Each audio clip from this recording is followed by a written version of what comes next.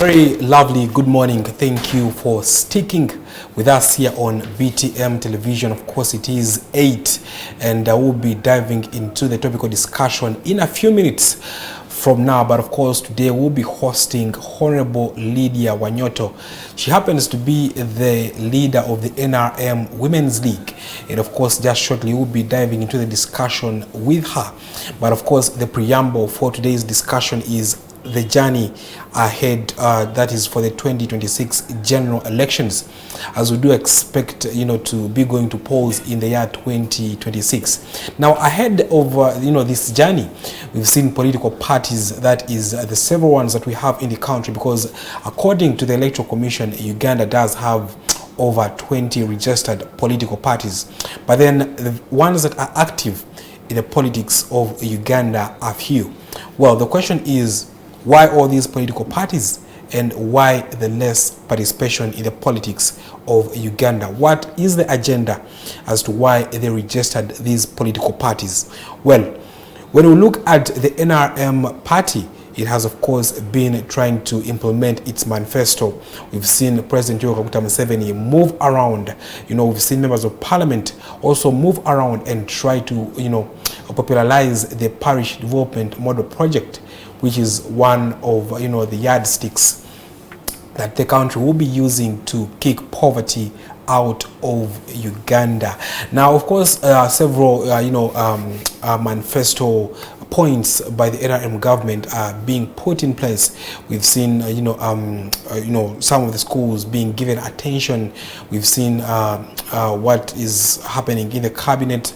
Of course, there's a little bit of corruption, so we'll be part of beating on all those matters as of today. When we speak, the National Unity Platform, which happens to be the leading opposition political party, does have the majority of members of parliament in this parliament, and those are over 50 MPs. Now, of course, the NUP party has also been traversing Uganda.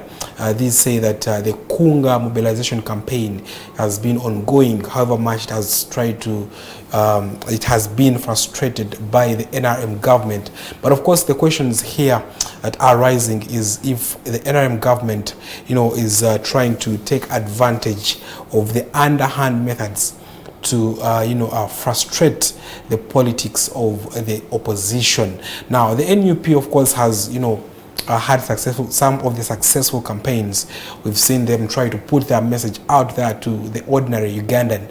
We've seen the president make speeches that touch on the ordinary Ugandan. We've seen the alternative budget that was just released last week, which is of course history in the making, because we understand that the NRM always, the government would put out the national budget and then the opposition would come in to criticize the budget. But this time around, we've seen the National Unity Platform, or the opposition in Uganda, come up with an alternative budget even way before the government does come up with a budget. Now, of course, this budget does run up to around 49 trillion Uganda shillings, and they hope that around 32.8 trillion will be generated internally.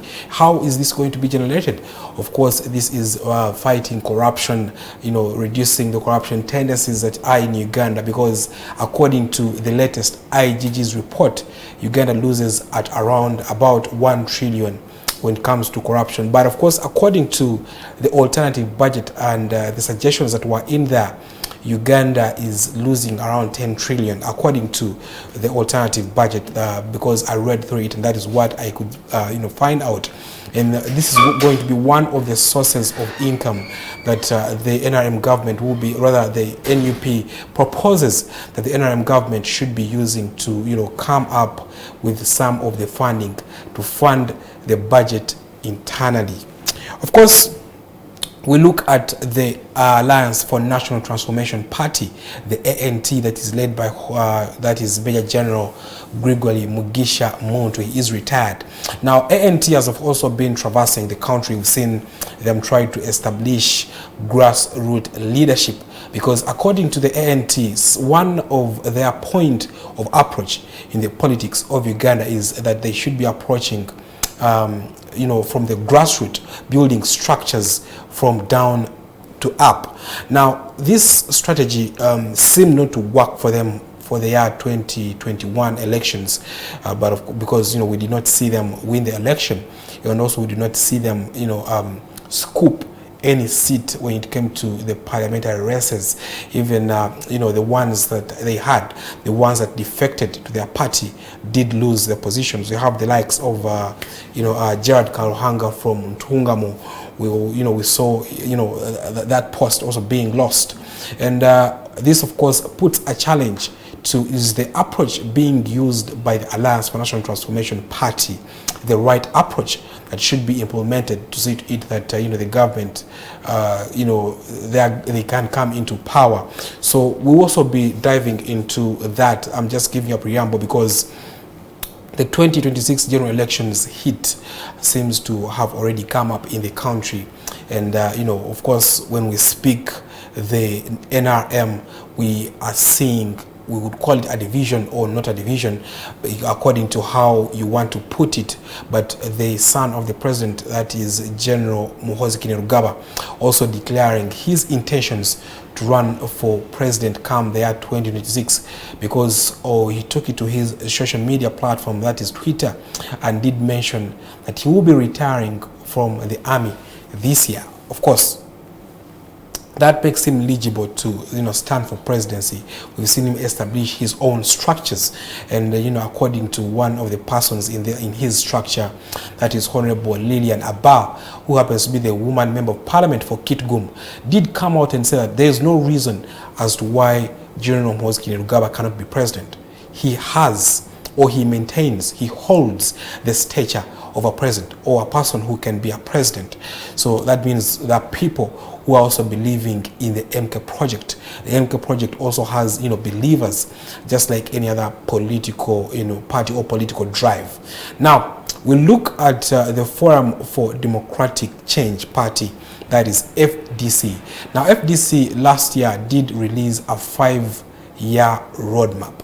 Now, this is, of course, one of the roadmaps that is hoped that they will be following it, and it will be ushering them into the State House come the year 2026. And of course, according to their party president, that is Honorable Patrick Abor Amuriat, who's happening to be one of the former presidential candidates for the last election that Uganda did hold, also say that they hope that this structure, this roadmap, will drive them to the presidential seat, will deliver the Entebbe State House for them. Well, of course, we'll also be diving and looking at all those, but we'll be taking a short break and we'll return with our guest.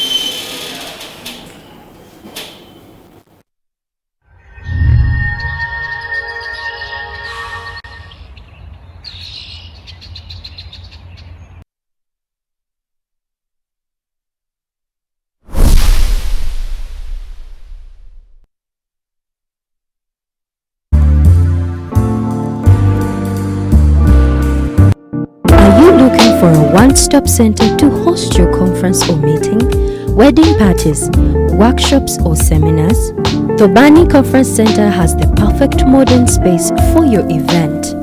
We have spacious outdoor and indoor space to accommodate over 1,000 and below 150 people, offering free lighting, LED screens, free sound system, free chairs, free Wi-Fi, and secure basement parking space. Drop by at Cafe at 2 and we will be at your service with our finest coffee, espresso, cappuccino, and cafe latte. Enjoy incredibly delicious meals, grab a milkshake or a cocktail juice. Only at Cafe at 2. And that's not all. We have the latest video games for the game lovers. We are located in the city center at the Tobani Center Building Level 2 along Ginger Road opposite DFCU Bank. For more information and bookings, call 0772 307875 or 0750 647486. Tobani Conference Center, the place to be.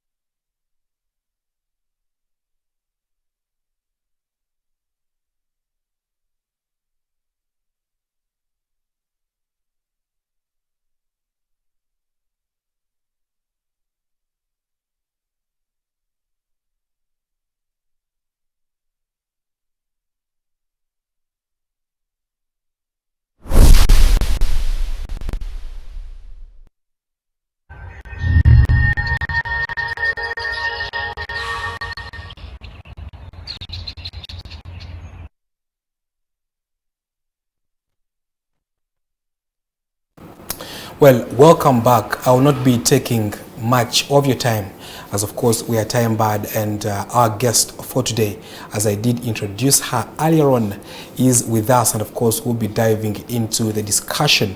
But first and foremost, I would like to give her an opportunity to say a lovely good morning to you, Honorable. If you could greet our viewers. Good morning to our listeners and viewers, and I'm happy to be here. I wish everybody listening to us or seeing us a very happy Holy Week since we began Palm Sunday last Sunday. Okay. Well, that is Honorable Lydia Wanyoto. Like I said, she is the chairperson of the NRM Women's League, and of course the discussion today is going to be based on the journey to the road to 2026. Honorable, without further ado, I'd like to start with here. Do you think, as we stand as Uganda, as we've seen political parties in Uganda try to take shape for the year 2026, launching mobilization campaigns, trying to implement manifestos, trying to, release roadmaps like the FDC did. Do you think it is too early to poll political parties as we speak currently? It's not too early because leadership is continuous, it's progressive, there's no break. It's a lifestyle to lead the communities or to have an agenda for the country. But for the NRM, where I'm a member and also fortunately a leader, we are implementing the manifesto which we took to the Ugandans in 2021. So every other day we are running an agenda, and that's a scorecard. Okay. The moment we shall deliver, like most of this week we've been getting calls and feedback that many Ugandans at parish level, village level have received some financial support to be able to improve on what they are doing to be able to survive or have some level of household income. This is what we promised, and this is what we are now pushing to deliver despite all the other challenges. So I imagine even other political parties with whom we compete, they should be busy planning, because 2026 is not far, but you know very well that you cannot wake up at one morning and say we are going to compete. It's a process. Well, so anybody who is not active now or doing anything is sleeping on their political job or their political calling. Well, Honorable, you say that the NRM has tried to, put all targets to the money being given to the villagers. I would say that is the parish development model project.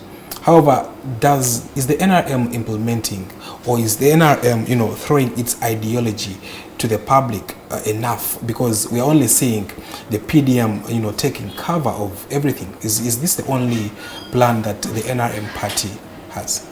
No, not at all. We have this African community where we are members, even the assembly sitting now.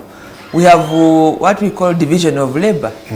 So the biggest campaign for locally to our people, because the majority of the Ugandans are in the communities, we cannot forget them. And we were able, using evidence-based research, to say about 39% of Ugandans were off the financial economy. They were not able to participate, and yet they have the energy. So if someone is energetic, is not sick, but if given them some support as government, in terms of finances.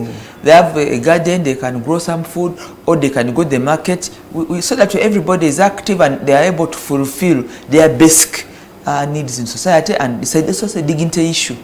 You cannot just be there without anything. So we have a beautiful country, good weather, but people are lacking that little push. So that's what we are talking. And many times there are strategic interests of the country, but we are looking at where the majority fall. So when you are hearing this parish model, this parish development model campaign, it's because it is handling the majority of Ugandans who are not able to also be part of the financial economy, want to move so that everybody is able to put food on the table, to be able to meet a medical expense, or even take a child to school, while we also handle strategic issues in terms of where we're positioning Uganda in the EAC integration, positioning Uganda in the continent, positioning Uganda in the dynamics of the globalized world now. Honorable. So there are people, there are always briefs from cabinet, from parliament at different levels, but the one which is really mass related is the one that is talking about the majority of Ugandans, who are 39%, to make sure that we do get them out of poverty and make a contribution to getting them out of poverty.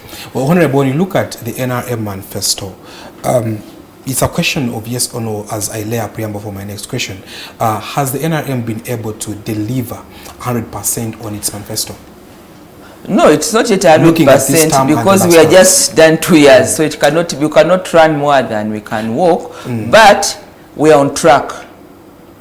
We are on track given the resources we have. You know that we are coming out of a 2-year pandemic which closed the economy, but we are now getting back on our feet, and we want to make sure that we fulfill the manifesto as envisaged. And remember that this manifesto is aligned to the National Development Plan. So all the resources that we are getting are also implementing the manifesto, and we would like to see also whatever resources we have that they are put to good use and that there is value for money. Well, Honorable, why I'm asking that is over the years, the NRM has been in government for quite some good period of time, and over the years we've seen some of the promises of the NRM government not being fulfilled, and the question is, has now the politics of Uganda turned to conserving the truth and not being truthful to the supporters or the people that do elect in power, both for the opposition and the government?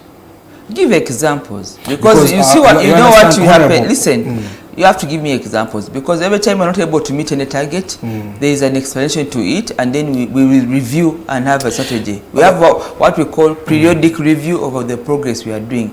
So there is no deliberate saying we are going to do this and we don't do it, and there is no justification. So if you can have an example, I have an example, you can Honorable. give. We will look at the implementation or in the health sector.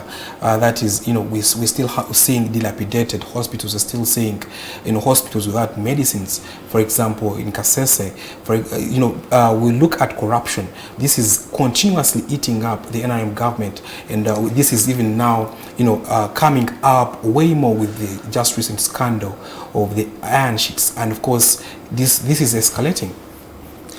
Let me begin with the last one. The issue of iron sheets, first of all, it's not a BTM TV that discovered this diversion. It was government institutions. So that tells you that government is committed to making sure that there is no diversion of intended resources or programs of government. So if a government entity discovered this anomaly, how can you come and tell us that on TV and say we are not committed?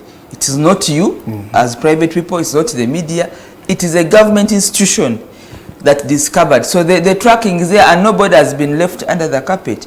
This matter involved the very high political leaders, and the process is taking its due course. How about have you realized that the process is taking its due course? The process is taking its due course. So then how can you say that? Because let me tell you, when we say that we are going to not to protect or we should be mindful about corruption, that does not mean that corruption will not happen. True. So it has happened, and it's just a small matter because that's what you know. But there are so many things happening, and the struggle is still on. So I want you to realize that when we say that you are committed to corruption, it's everybody's responsibility. Fortunately, the issue of iron sheets is a government department that found the anomaly. So we should actually commend the government for discovering that big people like ministers who are not angels, because corruption is corruption. We have been able to say they diverted iron sheets, and there is a due process to correct that problem. Okay. So that is already a good mark. Honorable, because we are all human beings, and that's why we are saying, because I cannot say you are corrupt here, because you do not have access to government resources. It's only those that have been trusted with government resources that can be found wanting if they do not do due diligence. They divert things. Honorable. On hospitals, no, you asked. Okay. I wanted to give another on example. The issue, no, but you gave me to, I'm giving an example. On issues of hospitals, the health sector is a very important component, like education of any government. That's why really it's a government responsibility to deliver health to people and even education. They may not move to the speed that we want, but I've just come from up country. I passed via Bujiri. The hospital is being renovated. So it is progressive. They cannot do renovations or give everybody, but the policy of the health sector is to have health to at least every sub-county. There is a health center. 3, there is a facility on the village. There are village health workers who are moving around giving extension services. They may not deliver to the expectations of Ugandans, but the progress is there, and there's always a step. If they finish renovating Bujiri, maybe the next hospital on the list will be the one you're talking about in Kasese. How long will it take to reach, Uganda with several districts or with several people without the health facilities? Because health facilities in Uganda are there. The structure is up to sub-county level. The renovation is progressive. The supply of drugs and human resources like medical facilities are on countrywide. It's only progressive because it cannot be done on the same day, but there is no district you can go to and you don't find there a plan or a facility. They may have lacking some drugs or health personnel, but there is a government commitment and policy.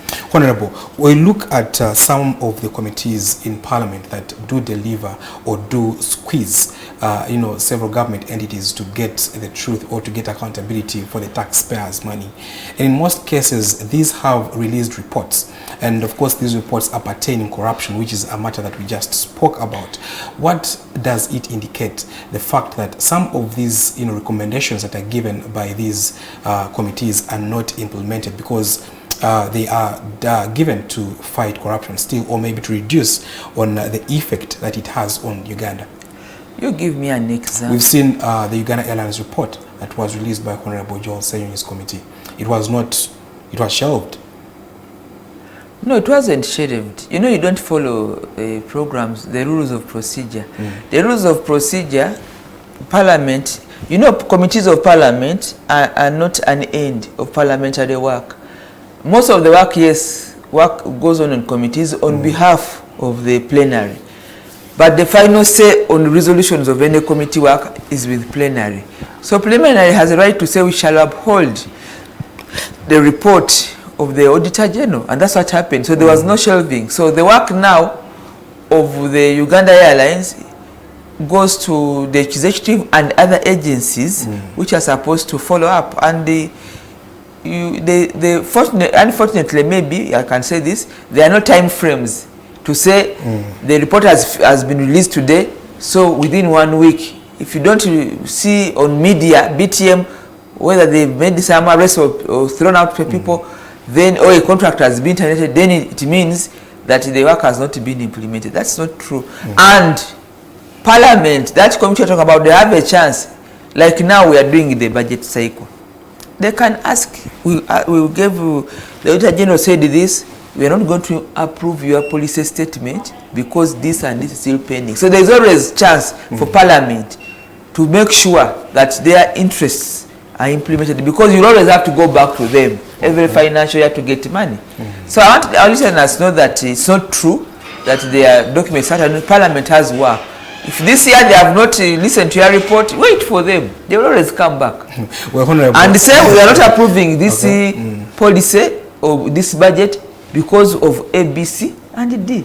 Well, So do you think that Uganda Airlines will not go back to Parliament for funding? hopefully they will go back. They have to go back. They have to go back. So They have to go back, and they will be going back. Very Honorable, good. let's leave the talk of corruption because it does need a whole lot to speak about. Let's turn to the journey that we are on. That is the journey of the transition to 2026 general elections. When we look at the NRM party, we have, we could say, two factions. Is NRM divided? Because we understand, we've seen, tweets coming in from the first son that he is intending to run for president come 2026. Does this, jeopardize the plan for the NRM transition? no, but how does that affect NRM? Because we understand there are two parties now. President Yoweri Kaguta Museveni, we have the parties of the elder, we have the part of the elders. Who No, are saying, NRM is one party. We do not have any problem. We are implementing the NRM manifesto, and we do not, given the legal framework and the political framework of our country, we do not, the NRM party does not gag or does not divide about any interest of other Ugandans. Because, Honorable, why I'm saying this, the NRM is led by the President Yoweri Kaguta Museveni, who has done a great job for Uganda. And don't talk about it in terms of the past tense. You say who is doing and continues to do good for Uganda. That is what you would like to say as no, but that's what it is. Okay. He's the chairman of NRM. He's the president of Uganda. You cannot speak about my president in the past. He has not died. He's still there. Well, why I'm saying that is NRM is a party that hopes to be in Uganda for a long time. However, what is the plan after the President Yoweri Kaguta Museveni? Because we understand, according to the opposition, their biggest plan is ousting the president. What happens? Because the president is not here forever. I'm a lawyer, so unfortunately we do not talk in terms of, we don't anticipate decisions. For us, we are working, and when we have lost many leaders. True. But we do not plan for their death. We work, and when the time comes and they've gone, because none of us is permanent, we are able to move on, to move the aspirations of the party. So it's not correct for anybody to begin anticipating the life of NRM after Museveni. Why are you anticipating? Honorable, we've seen what is coming in from the opposition in Uganda, and according to them, the NRM is trying to frustrate their plans. That is, the attack, the arrests being purportedly saying that they are arresting their supporters, they are arresting their mobilizers. Is the NRM using underhand methods to frustrate the harm of the opposition in Uganda? No, first of all, legally, the country recognizes that we are under multi-party dispensation, and nobody has neither. They're enjoying the space of the opposition from parliament up to the local level. Secondly, they are even funded. So why would they, maybe they want to use that as an accountability chip. Because why don't they now take back the money to the Electoral Commission? All political parties that have members of parliament are getting money to organize, to mobilize. So if we have refused them to go to the field, where is this money? Because every quarter there is money. So where is this money? Because if you are telling me they are not going, why don't they take back? All of them, they are getting billions of money to organize. Honorable, we've so seen if they are not going to the field, let me tell you, so we do not want to see fake accountability because this is taxpayers' money. So let them announce, hold a press conference. This quarter you got 2 billion, you got 3 billion. Because we've not been able to go to the field, we are taking it back to the consolidated fund. Because then we shall know that actually their problem is serious. But when you look at I want us to look at this in this perspective. We've seen several reports, media reports, indicating or showing or unveiling the arrests that are being done on the supporters of the opposition. We've seen several opposition, I would say, I will not call them rallies because we are not in holding political rallies at this point in time, but then organizations or meetings being stopped from happening. What does this mean? Isn't this, putting a clampdown on the multi-party dispensation? I am not aware. That's what I've just told you. I'm not aware because I know for sure. I've just come from Jinja. We had a very big meeting of all women in political parties. I never saw any tear gas. I was just studying with a woman from NUP, from another from FDC. I didn't see any tear gas. I didn't see any arrests. Honorable, just over. So I think that there is a problem of, the people like playing the victim all the time. But politics is a serious thing. It's about serving people. It's about taking responsibility. It's about accountability. I'll just give you a recent example that just happened a few days ago in Mityana, where they were celebrating the Women's Day. We did see the Minister of Lands, that is Honorable Judith Nabakova, having an event going successfully in the same vicinity. We saw an event that was planned by the woman MP of Mityana, that is Honorable Joyce Bagala, being frustrated, by the police. Isn't this an example of, using those methods to clamp down on the opposition? No. Honorable Bagala is a member of parliament. She knows the procedures on how to organize district functions. I'm told, I'm not aware, I don't follow small things like a small district meeting. I'm a national leader, but I'm told that she did not inform others. She was just trying to, she wanted to cause media excitement, because why can't they work together? Right, where are her letters? Because when you're going to have a function, you write to the other DC, not seeking permission, but at least they should know there is a function. Informing them about the function. Informing them about the DPC. You bring the letters, then I can be able to defend her. But if she didn't write, and they just went and caused some camera fraction, it's because you people always come and speak for them. But media excitement is not going to deliver services to the people. And why were they doing it on the same day? Because they would have been advised. Nabakova can do a women's meeting. She's a minister. But also Joyce Bagala can do a meeting. She's a member of parliament. But they can also choose to do it together. There's a freedom out there. There are so many days. But you see, the fact that they did it on the same day, there was a problem. And the leaders of the district should have been able to advise that if you cannot be together, do it on different days. You do yours today, the other does another day. Why should they do it on different days? I've just given you an example. You are then telling me, another side there was tear gas, another one was normal. There is the issue of creating a scenario that will cause your supporters to even fight or disagree. I mean, this is common sense. I don't know whether you see the point. Because if you are leaders and you're not working together, the best I can do as another DPC is to say, when you bring your supporters together, there's likely to be commotion. You do it on a different day or do it from different places. And I've told you that if there are written memos from maybe the minister and the members of parliament, we should know who asked for each day when, and then who should have had another day. Okay. People should be mature enough not to expose innocent community supporters. That's the point. Okay. Honorable, we've seen the politics of Uganda being led by, I would say individuals. We've seen the likes of the president, Yoweri Kaguta Museveni, leading the NRM party.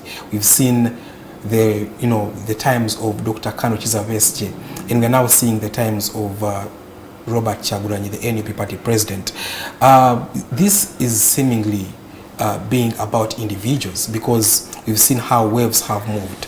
Should we now term the politics of Uganda being based on individuals, and could this be creating a decay for the political roots of Uganda? No, I mean, you cannot wish away strong personalities. Why did you invite me to BTM? I'm not the only woman leader in Uganda. You see? So, even in political parties, even in religious institutions, you may find that there's a stronger religious leader than the other. Character, personality, these things you cannot wish them away. But that maybe they even carry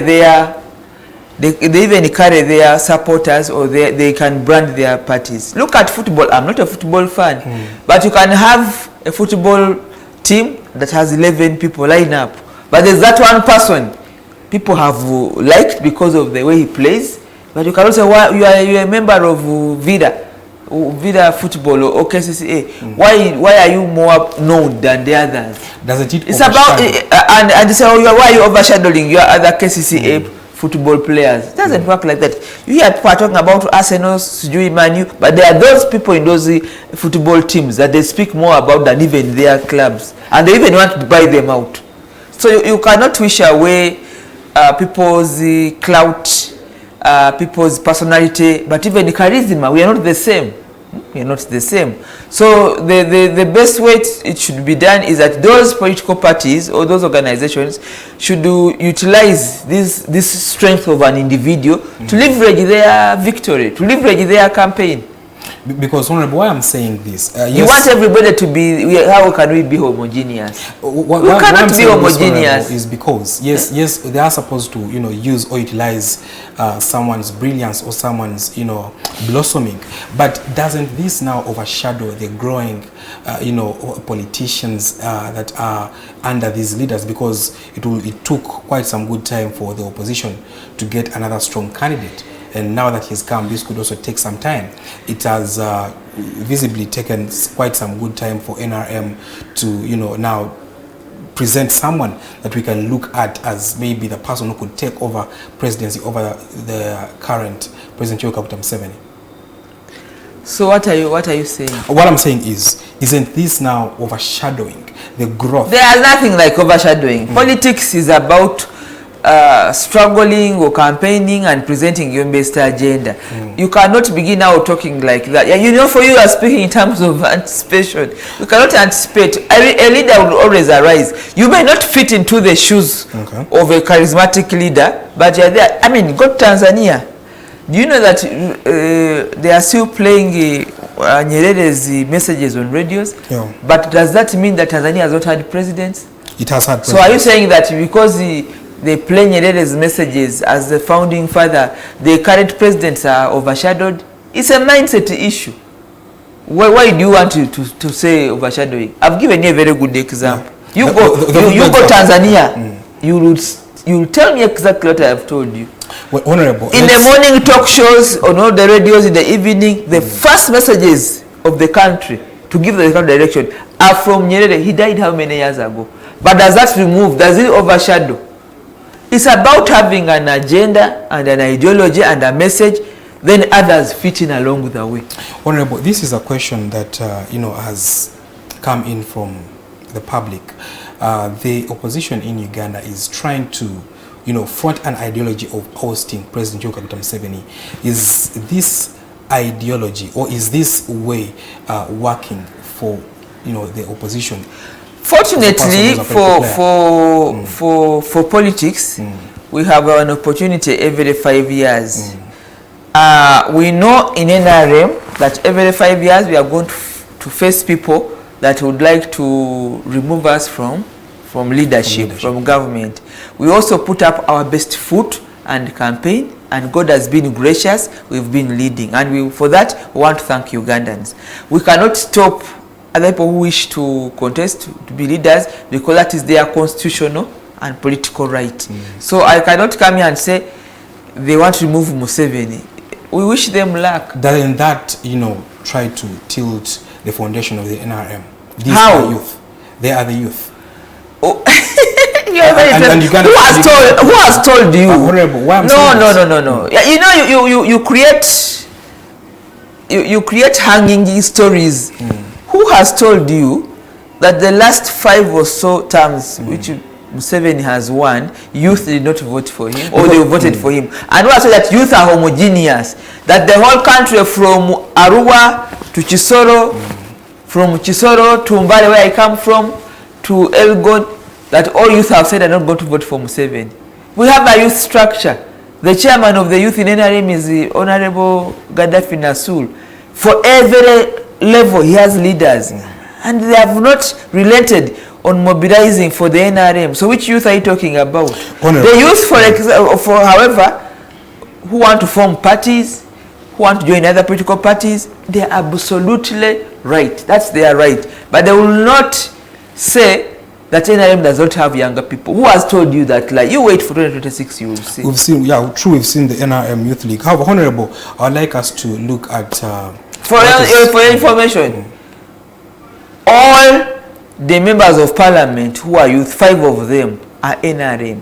What happened in the elections? Because these are people with energy, they went for their electoral college. How come they voted for the NRM? Why didn't they vote for their other people? According to the opposition, they were frustrated. How? You know, we saw, because I saw some of the elections that did transpire in there, you know, the commotion that was at the polling stations, they did claim... It's not possible. You see, politics is about numbers. You can have your 3-4 people, you go and make noise, you said, well, but at the end of the day, they want to count the ballot papers there. Okay.